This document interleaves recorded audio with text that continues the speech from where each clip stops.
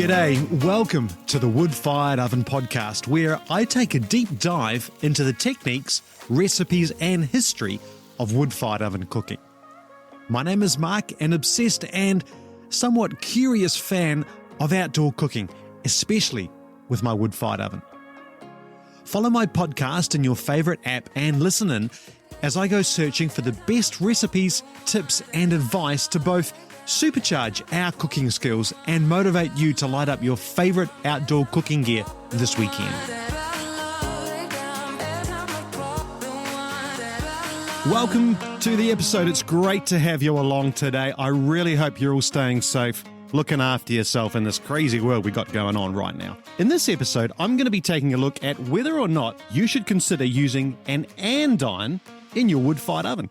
I use an Andiron in my oven every time I cook, and let's see if today we can work through some of the advantages, some of the disadvantages that I have found, and see if you might benefit from using one as well. So what is an Andiron? So an Andiron is a pretty basic cooking tool, really. If you didn't know, it's a couple of pieces of welded steel designed to get the wood off the floor of a fireplace, or for us, off our wood-fired oven floor. Essentially, this allows for improved airflow around the wood. It burns better as it's not sitting directly on top of the ash or the embers.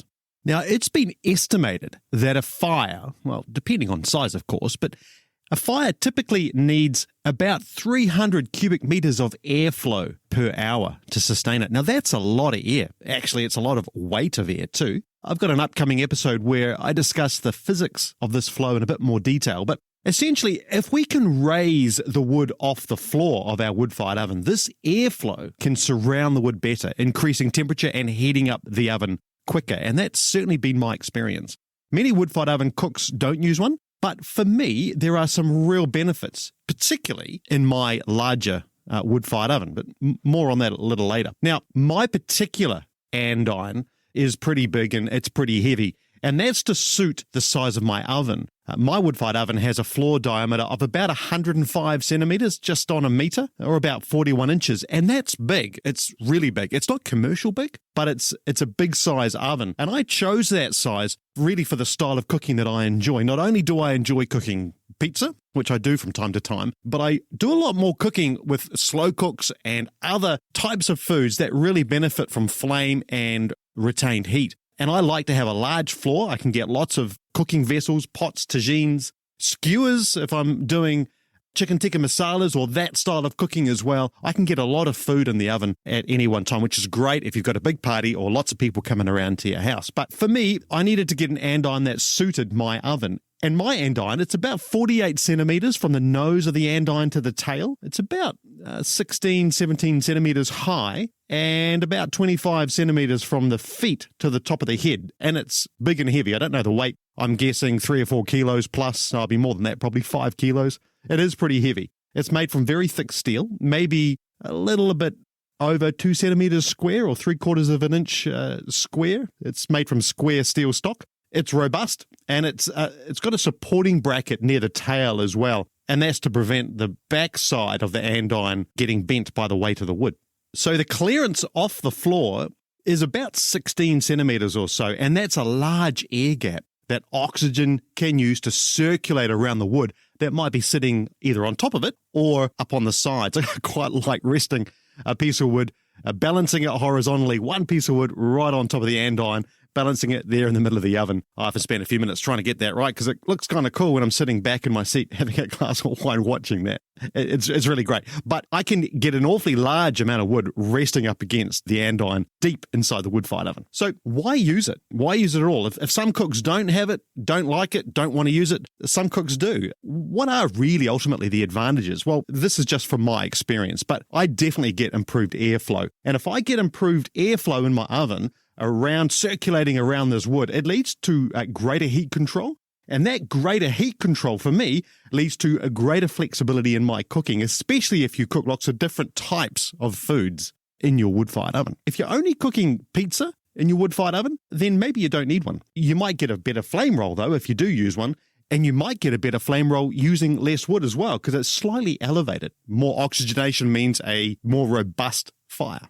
If your oven is a smaller, a portable style of pizza oven, or it has a low internal roof, then using an andiron will be difficult, particularly a traditional andiron made of steel. It's not impossible though. You could certainly experiment with placing a couple of small bricks or some small stones, as our forefathers used to use, in the oven, and just to lift the wood off the floor a little bit and see if you get any change in airflow circulation. It doesn't take long for the wood in the oven to respond to being off the ash and off the embers. I challenge you to give it a shot, give it a go, and let me know how you find it. You might be surprised by how effective it is. I think perhaps the advantage really ultimately comes if the oven's a little bit larger. I get rigorous wood burning using an andiron, and this helps me to heat up my oven faster, I think, than if I wasn't using one. I almost always heat my oven really hot, almost on every cook, and that's regardless of what I'm cooking. My oven is always going to be hot enough to clear the dome, and then I utilize the various cooking temperatures inside the oven. I don't really like cooking in my oven with a black and sooty dome. The brickwork took me a bit of time to install, and I love looking at this glowing brickwork in the back of my oven. Often the difference in temperature between the different zones in the oven can be well over 100 degrees between the back of the oven near the fire and at the front near the opening. And that difference in temperature is great because it means that there is a lot of scope to play with when cooking different types of food. The smaller the oven, I suspect, you're going to have less room to move and possibly less control over your temperature zones. In a slightly bigger oven, around about 100 centimeters or so in diameter, there is an awful lot of scope to play with, which means that the oven becomes incredibly versatile. But look, I have no experience cooking in a smaller portable style of pizza oven. I'm only speaking from experience using mine. So having an andiron really does help to keep a log or two well oxygenated and flaming, which in turn definitely leads to much better heat control and overall cooking flexibility. Also, during the warming up of the oven at the start of the day, there is a lot less smoke as the logs aren't getting smothered by the ash and debris. Now, that's true for the first little while as you heat it up. Once the oven is hot, all that smoke is just getting destroyed by the heat of the oven, and there's virtually nothing for the rest of the day. But just for that first 45 minutes or so, I do get a little bit of smoke, and the andiron absolutely helps me to keep a flame lit inside the oven, and if there is a flame lit, it absolutely helps to keep the smoke down. Smoldering wood or wood that's not well oxygenated will create smoke. And that's a really important consideration for me with my close neighbours. I've got close neighbours on 3 sides of our house. They're great though, but if I can keep the flames going during a light up, like I say, I get virtually no smoke. If there isn't enough oxygen entering the oven, getting around that wood and circulating it, it will always produce some smoke. Like I say, not a lot. But lighting up my fire now, I am trying to tame the fire, to coax it into life, and trying to reduce that smoke has become a bit of an obsession really, not because it's an overall problem. The design of the oven itself and the D105 brick oven is extremely well designed, and to be honest, I get very little smoke, but I'm trying to get virtually no smoke, particularly in that early light up phase. My neighbours don't really mind, but I think having close neighbours, it's important to be respectful of the air quality for them with their kids. And look, at the end of the day, it keeps everybody happy. Now, my style of cooking, I like to use flame a lot, directly, and also bouncing it off the oven dome. And having wood off the floor also helps to get direct flame heat to the top of the food, if you want that as well. Think of your flame roll with your pizza, licking up the top of the oven. Other foods can benefit from that sort of style as well. It's a lot of fun. It looks really great as well. I just want my wood in my oven to be burning as efficiently as possible. If you've been listening to the podcast, you know by now that I cook a lot of different foods in my wood-fired oven. So there is no doubt that I get lots of flexibility by using an andiron. Moving it around the floor, trying different things has been a lot of fun and time well worth spending doing. Retained heat in the brickwork really does a lot of the cooking, but the air flowing into the oven gets superheated very quickly as well, and that helps the cooking cycle too. So I like to make sure it has a very clear pathway over the brick floor so it can surround that burning wood quickly and efficiently. I think if you're using a small fire to maintain heat, using an andiron can help the wood stay flaming or lit as opposed to smouldering as well. And look, if I had a choice of watching a flaming piece of wood or a smouldering charred log, I know what I'd prefer to watch, particularly as the sun goes down. I'm a little pedantic, so I also like to keep my oven floor nice and tidy and as free of the extra ash and debris as possible. I want to maximize the space on my oven floor as well. So I usually move the hot embers under the andiron and place new dry logs on top of the andiron. And this helps to maximize all that lovely usable space that I've got. If I've got more usable space, I've got more control over the temperature that I'm applying to the food. I can move my food around more. If I'm using my cast iron pans and pots, this also helps to keep the landing area in front of the oven clean, as I'm not dragging ash and mess out of the front of the oven every time I check my food. If you've got a larger oven, and if you find that you just don't have much temperature control within your oven, definitely try using an Andiron. You may be surprised with the extra flexibility it might give you. Okay, welcome to question time. I've had a question come in from Jim over on Instagram. Thanks, Jim, for getting in touch. If you've got a question you'd like me to answer or have a crack at answering here on the Wood-Fired Oven podcast, hit me up over at Instagram or at my website, woodfiredoven.cooking. Get in touch with me and we'll have a go answering some questions for you. Jim asks, is it better to have logs to the side or at the back of a wood-fired oven? That's a really good question, Jim, and definitely I really appreciate you reaching out and getting in touch, and we've had a chat about it, but I thought I'd share your question and what I said to you with the listeners on the podcast. This definitely depends on the style, I think, and the shape of your wood-fired oven. Like I said earlier in this podcast, and if you've seen the pictures of my oven's large with a round floor, so I can have the fire on the side, which is usually my preference, or at the back of the oven, and I end up getting similar cooler and warmer zones in the oven because of that. Throughout the oven floor. Jim's oven was actually a bit of a different shape. It was a smaller oven, and for him, experimentation will be the key. Fire at the back may be more practical in a narrower oven. I would suspect it will be. I've got no experience using one, however, but for me, it doesn't really matter where I have my fire. It may be a little easier practically in a wood-fired oven to use one side of the oven when cooking pizza, as this allows the flame roll to pass over the top of the pizza from one side to the other. And that avoids that flame roll coming at you if you're standing at the front, if your fire was in the centre back. When I'm cooking other foods, I mix it up a bit. Sometimes I keep a small fire at the back in the middle, and this is great so that I can see my fire from my chair when I'm taking a break. Quite nice to see a flame right in the centre of your oven when I'm sitting there relaxing, hydrating myself. Other times I use the right-hand side of the wall. I'm right-handed, and I just find that a little easier to work if the fire's on the right-hand side or my heavy cast iron cookware is on the left, and that means that I can use my right hand to really help bring these out of the oven. It works well for me, but you're going to have to experiment with it. So, Jim, thanks very much for your question. If you do have a question, reach out to me, like I said, woodfiredoven.cooking, or hit me up over on Instagram, marks_woodfiredoven. I've got a little favour to ask those folks who are listening to this podcast around the world. At last count, you lovely listeners are spread around about 60 different countries around the world. At the time of recording, this podcast is ranking in the top 25% of downloads within an episode's first 7 days of life. And that's huge. That's crazy. I really appreciate you guys listening. If you have got something out of this podcast, if you enjoy tuning in and listening to my adventures with my wood-fired oven, could I ask a favour? Could I please ask that you head over to Apple Podcasts and post a review?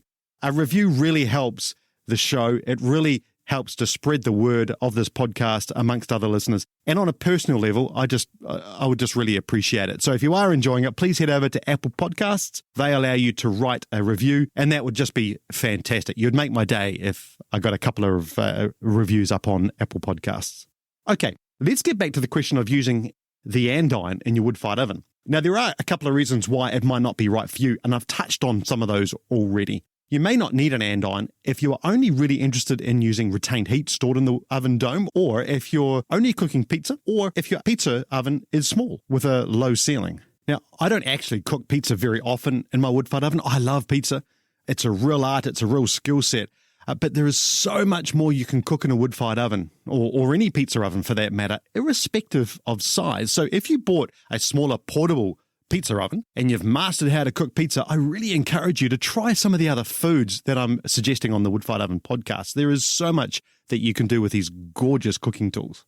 Another reason why folks may not like using Andirons is it's just another thing to do during the cook. There's a little bit more messing around, positioning the Andiron, placing logs up against it, and that just takes valuable time away from cooking. I like it. I like playing with fire. I like trying to get the perfect heat zones in my oven every time I cook. I like to encourage flame on my logs as much as I can, but I understand that not everyone can be bothered with it. And if that's not your thing, then don't even worry about it. Your food's going to turn out just fine. Well, our generation, as you probably would guess, wasn't the first to use andirons with fire. In fact, there is archaeological evidence of andirons in use during the latter part of the Iron Age. That's a few thousand years ago. My andiron kind of looks like a small dog, and, well, it's understandable why they're also called a fire dog. In Greece, there is also evidence of stone andirons being used in fireplaces stretching back about 3,000 years ago. So those who came and played with fire before us definitely knew a lot about fire. They used it every day, far more than we might. So they must have been intimately aware of the benefits of using them, both for heat and for cooking. There is evidence of the Romans using andirons as well, and there is evidence that they used their andirons to cook on too. So perhaps it's the first multi-tool in use in our archaeological record. Probably not, but I do like the idea. In Europe, there are some very elegantly designed andirons and fire baskets from the 16th and 17th centuries too. Plenty of pictures online to take a look at. Many open fireplaces today incorporate andirons or fire baskets to allow for this better air circulation. So it is a well-established tool for promoting a good, efficient fire, both in terms of traditional fireplaces and in our wood-fired ovens. Andirons also help prevent logs from rolling out of a traditional fireplace. And while that's not so much of an issue with us, with our wood-fired ovens, given the very deep design of our ovens, there are so many other practical uses for having one. I'm really interested to know if you use an andiron in your wood-fired oven. So I'm running a quick poll over at woodfiredoven.cooking. Now, you can access the poll from the top menu on the website. I'd like to see how many of you are using an andiron. I'm really interested in how the fire cooking community here are using them and how many there are. If you are listening to this podcast, could I please ask that you consider heading over to woodfiredoven.cooking, check out the poll under the More menu, and complete the very quick one-question poll. I'm not asking for your details, nothing like that. I just want to know if you use an andiron in your wood-fired oven, and you'll see the results straight away as well from other people who might be listening in. It takes you 10 seconds, literally. So head on over. I'll also share the results in a future podcast episode as well. But that'd be great. Head on over and check out the poll. Let me know what you're doing. Thanks so much for tuning in to this episode. Don't forget, you can reach out to me on Marks_woodfiredoven on Instagram or woodfiredoven.cooking and get in touch with me. Stay safe, have fun, and go cook with fire. If you've enjoyed this episode, please make sure you follow the Wood Fired Oven podcast in Apple Podcasts, Spotify, or your favorite podcasting app. Please consider posting a review on Apple Podcasts, as this really helps the show. Don't forget to check out woodfiredoven.cooking for more tips, tricks, and advice on cooking with fire. You can also see full episode notes and links. You can also post a question which I may feature on the show. I'm also on Instagram, Twitter, and Facebook, so head over to your favorite social platform and get in touch. Thanks again for listening. Catch you next time.